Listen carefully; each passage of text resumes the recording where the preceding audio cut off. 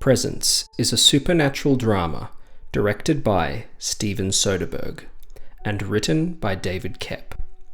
It stars Lucy Liu, Kalina Lang, Eddie Maddie, and Chris Sullivan, with West Mulholland, Julia Fox, Natalie Willems-Torres, and Lucas Papilas in supporting roles. The Paynes, a family of 4, move into a large suburban house inhabited by a poltergeist. In the film, the poltergeist is referred to as the Presence. The entire film is presented from the point of view of the Presence in a series of long takes. The Presence witnesses the growing cracks within the family. This review will be spoiler-free. This film is distributed by Neon. Neon has been doing great work recently, smartly budgeting their films and giving filmmakers opportunities to explore unique and creative ideas through them. This film was made for only $2 million, and due to that, is of course having no trouble making a profit.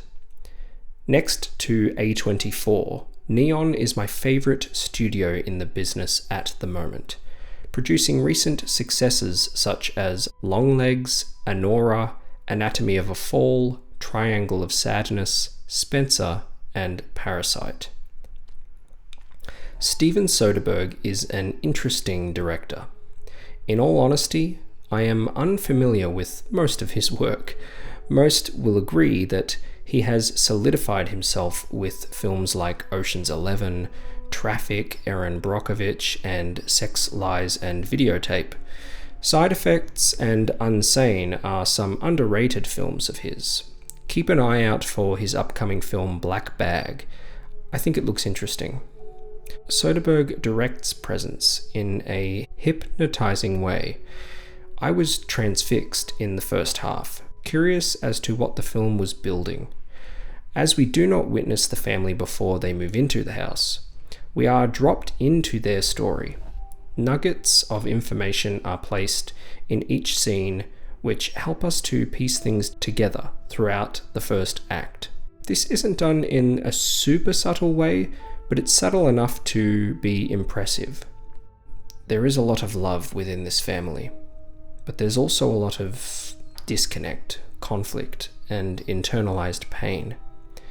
There are some well-realized moments of delicacy between family members in conversation, all throughout the tight 85-minute runtime.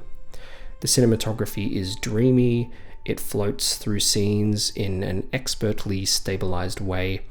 The opening shot of the film is quite beautiful, taking you through every room of the darkly lit house in the early hours of the morning, commanding your attention.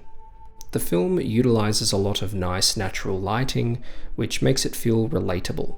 The house itself is beautiful, and the film has immersive production design and feels really homely.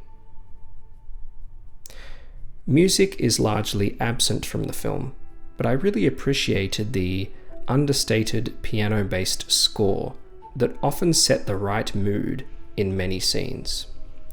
My interest is always piqued when I see David Koepp credited as a screenwriter for a film. He has written some of my favourite films in Jurassic Park, the first Mission Impossible, the first Sam Raimi Spider-Man, and Steven Spielberg's War of the Worlds, as well as a handful of solid films that I really enjoy, like Panic Room, Zathura, and the last 2 Indiana Jones films.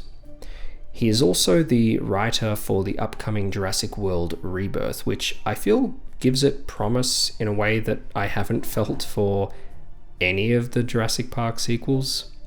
While I'll admit that there was some dialogue exchanges that felt a little underwritten and forced in Presence, there were some really great ones as well, such as when Chloe, the youngest sibling and the protagonist of the film, is lying on her bed describing what it feels like to know someone who has died.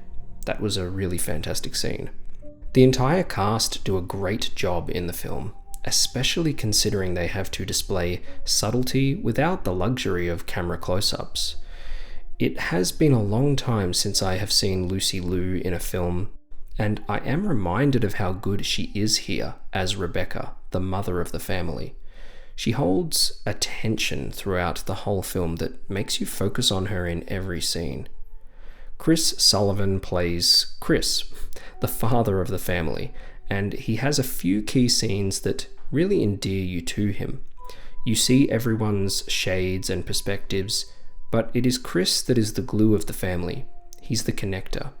He's just a good guy. His best scene, in my opinion, is the one where he goes into his daughter's bedroom to have a conversation with her about his own mother. Despite my praise of all the actors, the best performance in the film comes from Kalina Liang as Chloe.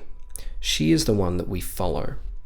I was extremely impressed with her ability to convey a range of emotions. She's the one that feels the presence more than anyone. She's connected to this other realm. And while she feels deep pain due to things that have happened in her life, she also feels awe and wonder because of this presence.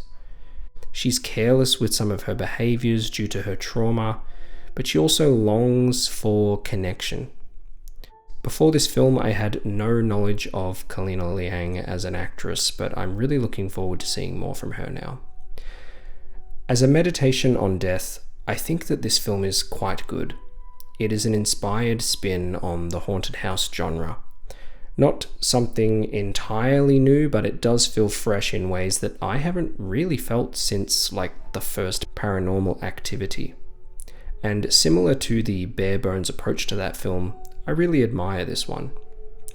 If you're looking for something scary, you won't really get that here. There are certainly effective moments that I felt deeply, but they are mostly in the first half, which I was more excited and ignited by. I'm very glad that there are no true cliches in this film, though.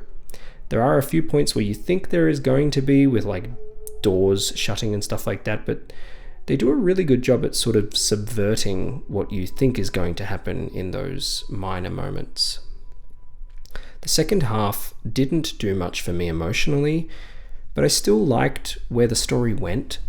Many will call this film a horror, or more appropriately a thriller, but I feel more comfortable calling it a supernatural drama, as that is what I think best describes it. This film is an experiment that I think largely paid off. Some of its dialogue can be undercooked, and at times it does lose its great atmosphere, but when it is working, it is really working. It has very good performances, provocative cinematography, and great stylistic editing, as well as interesting things to say about family, love, spirituality, and death. If you're in the mood for that kind of thing, then this film is definitely worth checking out.